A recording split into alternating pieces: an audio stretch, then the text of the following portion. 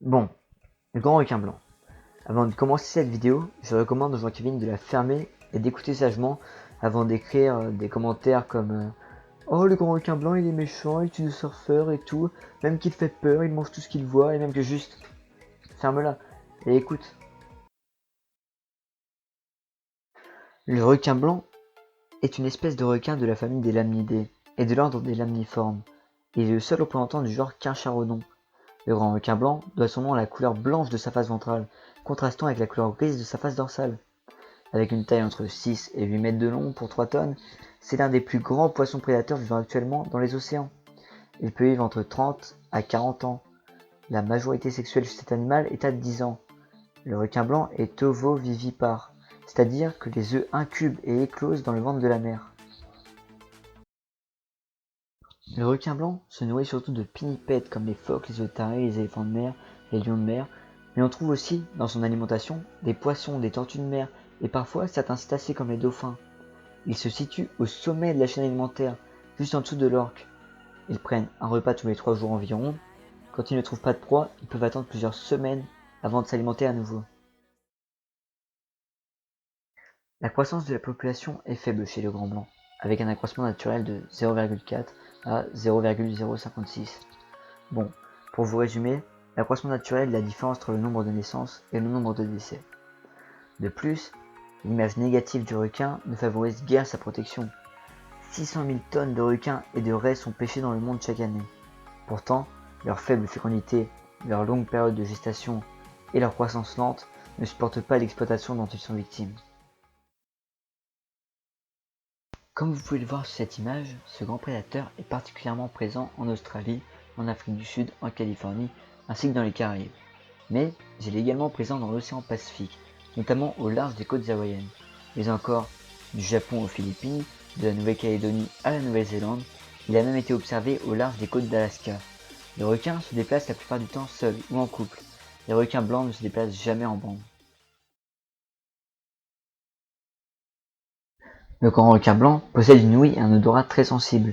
Il est capable de sentir une goutte de sang dans plus de 4,6 millions de litres d'eau et d'entendre une proie à 1 km de distance. Sous le museau, des récepteurs sensibles aux champs magnétiques lui permettent de détecter bruit et vibrations à plusieurs centaines de mètres, mais aussi de détecter des animaux en détresse. Ces récepteurs sont appelés les ampoules de Lorenzini.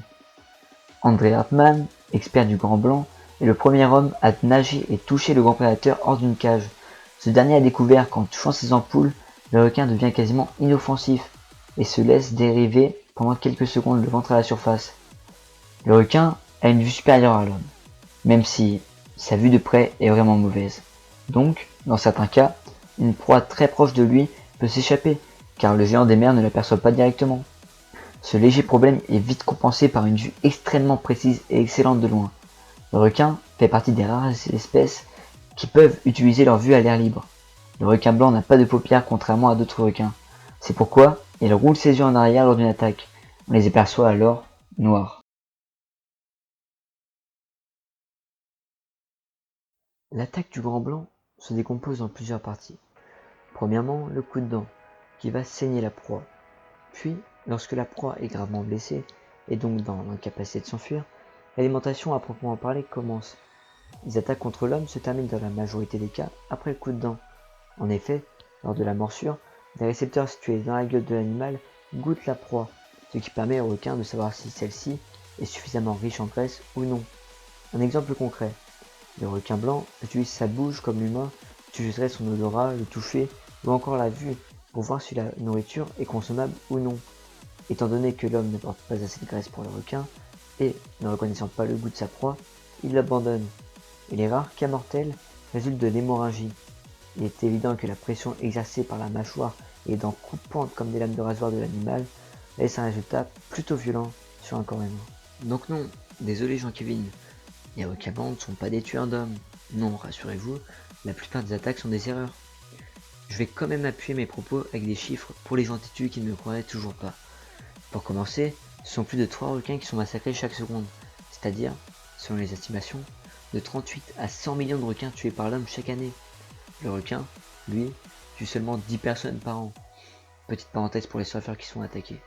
À mes yeux, c'est entièrement de leur faute. il y a des endroits où la présence de requins est connue de tous, et où il ne faut pas se rendre, ni le jour, ni la nuit. À partir du moment où ces gens n'écoutent pas la prévention, ne vous plaignez pas si, comme par hasard, Jean Surfer se fait attaquer à cet endroit. Si on vous dit de ne pas sauter dans la cage du lion, ou dans l'enclos des crocodiles, vous ne le faites pas, c'est logique. Et bien là, à mes yeux, c'est la même chose. Et enfin, pour comparer, l'éléphant, lui, tue 100 personnes par an, et l'hippopotame, 500. Le chien, soi-disant le meilleur ami de l'homme, tue 40 000 personnes par an. A-t-il pour autant la réputation de mangeur d'hommes? Non. Alors Jean-Kevin, c'est bon? T'es convaincu? J'ai été assez clair? Les requins blancs en captivité ne vivent que quelques mois. Le record est de 198 jours dans l'aquarium de la baie de Monterey en Californie.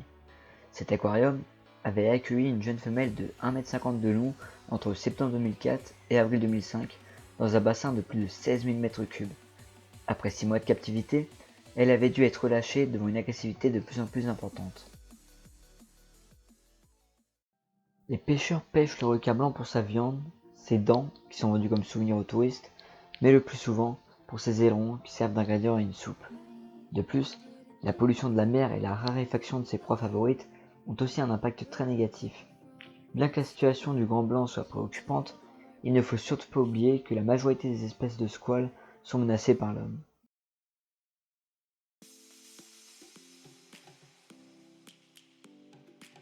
La mâchoire, chez le grand requin blanc, est impressionnante. De nouvelles dents poussent en permanence à l'arrière de la mâchoire.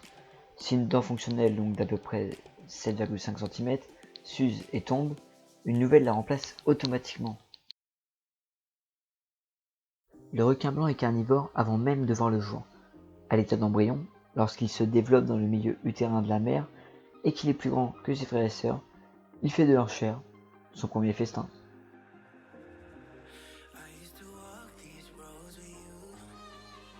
Le requin blanc serait apparu au milieu du Miocène. Les premières dents fossilisées datent d'il y a 16 millions d'années.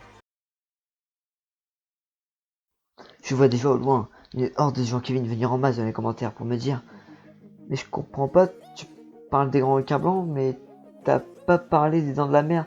Enfin, c'est un film qui parle d'eux. Enfin, ils sont connus grâce à ce film. Je comprends pas. Juste ferme-la. Encore une fois, ferme-la. Non, au pire, je vais te donner un conseil. Ce que tu fais, tu lèves la main et t'attends que je t'interroge. Parce que, enfin, je pense que tout le monde devrait avoir le même point de vue sur ce film. Ça me paraît logique. Enfin bon, si vous voulez, j'en parlerai dans une prochaine vidéo. Voilà, c'était tout pour moi.